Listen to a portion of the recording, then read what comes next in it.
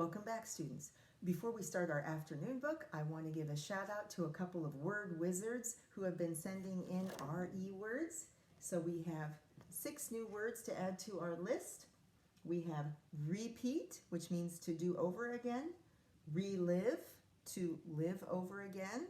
So like to have an experience over again. Relief, that means to like get a break from something. Refresh, well, refresh can mean a few things. Now with our computers, sometimes we hit a little button to refresh the page, but also refresh means to make yourself feel fresh again. Like when you come in from inside, you wash your hands, of course, but maybe you also splash your face, and if you were hot and sweaty, that's refreshing. That helps you refresh yourself. Renew, that means to make something new over again. And retrace, to trace over something again. I hope people are doing a lot of tracing before they are writing their letters in their printing book, right? You're supposed to be sure that you trace it quite a few times to make sure you're forming them correctly. Anyway, so thanks again to the word wizards who are sending in RE words. Okay, this afternoon we're going to enjoy a biography about George Washington. And remember, I reminded you that a biography is a special kind of nonfiction book that tells the life story of a person, and it has 2 word parts from the Greek language, bio, which means life, and graphy, which means writing, life writing. So biography is an information book about somebody's life. And this book is a rookie biography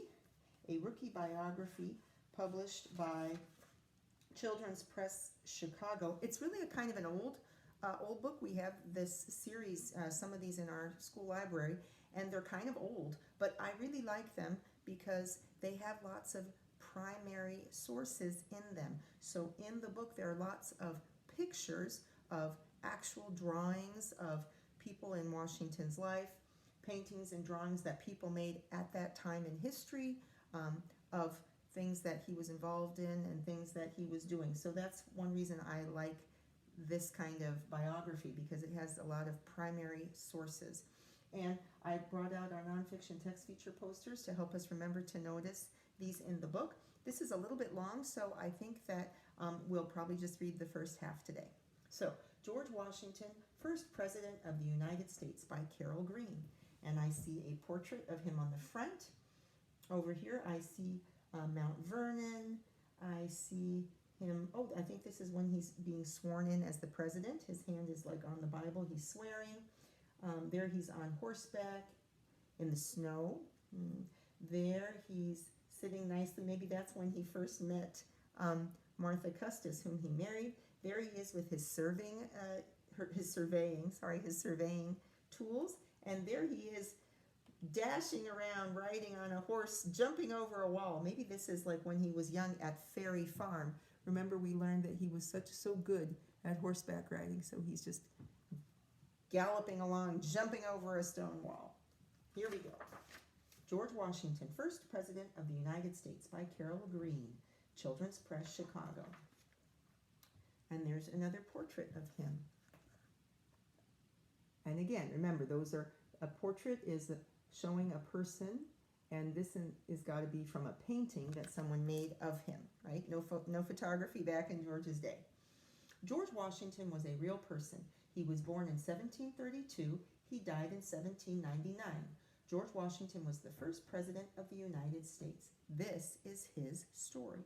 And we have a table of contents, which we often will find in an information book. And this kind of lets us know how the book is organized and what we're going to learn. So Chapter 1, Just a Boy. Chapter 2, A Soldier and a Farmer. Chapter 3, The Fight for Freedom. Chapter 4, President Washington. Chapter 5, Home at Last. Important dates and index. Chapter 1, Just a Boy. The Washington family lived at Ferry Farm in Virginia. There were 10 children. Remember, we said they had big families back then. But 2 girls died and 2 older boys went to school in England. George and his brother Jack did many things together. A river ran by their farm, and they watched the boats. They rode horses too. George was a fine rider. And here's a picture and a caption, a sign for caption. The birthplace of George Washington in Virginia. It's called Wakefield. I think that's the name of the building on Ferry Farm. When they studied, George wrote his lessons in little books. He was good at math. He wrote down 110 rules about manners, too. One rule said not to kill fleas, ticks, or lice in front of other people. Another rule said not to clean your teeth with the tablecloth. George wanted to go to school in England, but when he was 11, his father died, so George had to stay home. And here's a picture with a caption. It says, when he was 14, George wanted to leave Ferry Farm and go to sea, but his mother begged him to stay home. So he really wanted adventure. He wanted to go work on a ship as a ship's boy. When he was 14, he wanted to go to sea, but his mom was worried and wanted him to stay at home. He didn't like that. His mother was hard to get along with. George learned how to measure land so he could be a surveyor. When his older brother Lawrence got married, he moved to a farm called Mount Vernon. George often stayed there. When George was 16, he and his friend, George William Fairfax, went to work with surveyors in the West. So they went way out west. So this is a picture of his mom, Mary Ball Washington. This is his sister, Betty Washington. So there's two portraits of them. This is his mom and his sister. And this is a portrait of Lawrence and a picture of Mount Vernon up here. And it's interesting. I got to stop and think for a sec because I got to tell you something. It says his mom was hard to get along with. I have a really fun story about her that I'll be reading to you in a couple of days. George slept outdoors, paddled a canoe, and saw Indians dance. He had a great time. Soon he began to get his own surveying jobs. So here he is with his instruments. He learned to use these instruments. Surveyors measure the land to mark out property boundaries. The boundaries are like the edges of the land. Then Lawrence got sick. George went with him to a warm island, Barbados. There Lawrence seemed better. But George caught smallpox. When he got well, Lawrence got worse. At last, Lawrence died. George felt he had lost his best friend, but he was a man now. He must live his own life.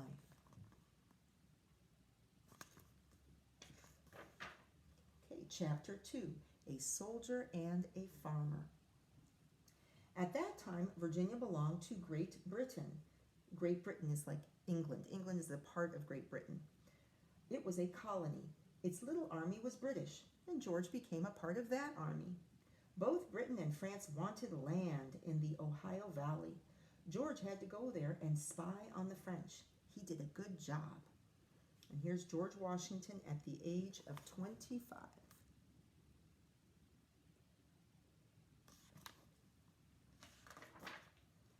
Soon he was head of the whole Virginia army. That job was too big. George didn't know enough. He made bad mistakes.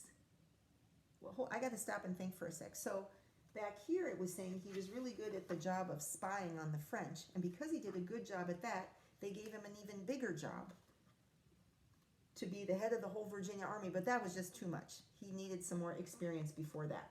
So the British gave him another job. He must lead a general and his army to the French. George knew the army should fight in the woods, not in open places. He told the general, but the general didn't listen, and many men were killed. Okay, so here's George Washington in his Virginia Army uniform. And this caption is showing men on horseback and George helping the British fight the French. I'm kind of remembering this. I'm making a connection to how we read about how the British soldiers would wear their red uniforms and march in straight lines and make lots of noise going through the forest. And George tried to explain, no, you don't do it that way because then the enemy can see us and attack us. But they wouldn't listen. George almost died too, but he got home and people called him a hero. He fought with the British against the French for 3 long, hard years. When he knew for sure the British would win, he quit the army. Here the caption says, Washington raises his hat as his soldiers raised the British flag over Fort Duquesne in Pennsylvania after the French gave up the fort. So remember, in all of this, we're talking about George fighting for England against the French, because of course Virginia still belongs to England at this point. George had Lawrence's house at Mount Vernon. Now he would be a farmer. He got married too. Martha Custis was a widow with 2 small children, Patsy and Jackie. Everybody liked Martha. George worked hard. He learned ways to use his land better. He bought more land. He made the house bigger. So this is a picture of young Martha Custis, and this is a picture of George meeting Martha and her children. So these are drawings that were made a long time ago. And then this is a modern photograph of Mount Vernon from the sky, a bird's eye view. So here's Martha when she was young. Here's George with the 2 children and Martha, Patsy and Jackie. And then this is a bird's eye view, right? A photograph, we call it a bird's eye view because it's what a bird sees when they look down. A bird's eye view of Mount Vernon. The Washingtons had fun too. They gave parties and they went to parties. They went to plays. George liked puppet shows. But as time went by, George kept thinking about his country. At last, he decided America should not belong to Great Britain anymore. And the caption says, "The Washingtons at a ball, a formal dancing party."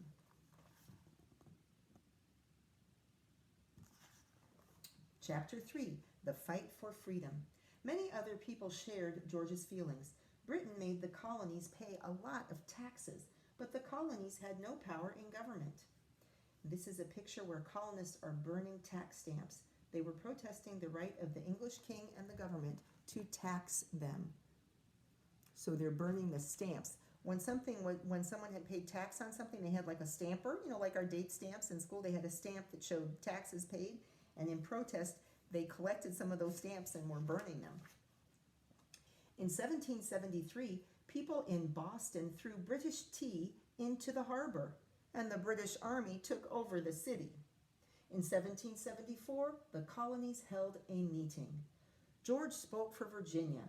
He hoped there would be no war, but things got worse. By 1775, fighting had already started. The colonies met again. They made George commander-in-chief of the army. So here are some pictures that show these. So these pictures were made after these events happened, but someone in their imagination drew pictures of what they thought it looked like when the Americans were, well, they weren't Americans yet, but some people who objected were throwing tea into the harbor, the Boston Tea Party. Here's pictures of British soldiers who came to Boston. And so I'm stopping to think again because I want to make sure I have this straight. I'm noticing the dates. It's like in 1773, this happened. In 1774, in 1775. So we're leading up to, I remember 1776 is when our country started, right? The Declaration of Independence. So I think that's going to come soon. Let's see. So, back up a minute. They made him commander-in-chief. Okay, here we go. That was a huge job. George had to get food, clothes, and pay for his soldiers. Most had been farmers. George trained them to fight. In 1776, George's army drove the British out of Boston. That means they pushed them out. They won a battle at Trenton, New Jersey, too. That same year, American leaders wrote the Declaration of Independence. It said America was free. The army went on fighting for that freedom. They had bad times, but the winter of 1777 to 1778 was the worst. George stayed with his men at Valley Forge, Pennsylvania. So here's George Washington at the harbor. Here, these are two things where George is receiving the surrender of the British in Boston and New Jersey. So this is in the beginning where they had some success and they made the British leave.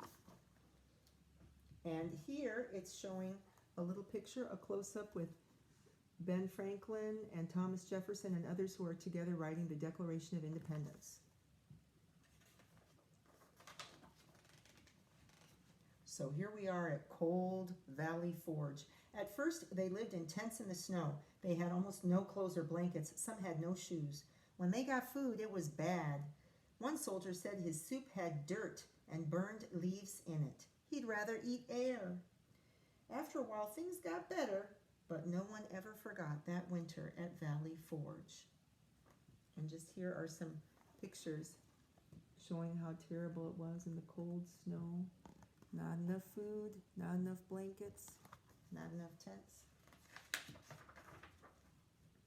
In spring of 1778, France decided to help America. More fighting lay ahead, but at last America won. When his country was free, George went home. At the end of the war, George went home to his family at Mount Vernon. So I'm making a connection to the Statue of Liberty. Of course, here it's describing how France joined the war to help us, and that helped us win. Okay, the next chapter is about George becoming president. I'm going to pause and we'll enjoy the rest of this book tomorrow. I hope you have a great afternoon. Don't forget to wash your hands, cover your sneezes and coughs, help your family around the house, do some writing and some reading. I really miss you guys. I hope that you're enjoying spring, and I look forward to hearing from you about maybe some of the things you are doing to celebrate spring and the lovely weather and the holidays that are upon us now. Take care. I love you guys. Miss you. Elbow bump.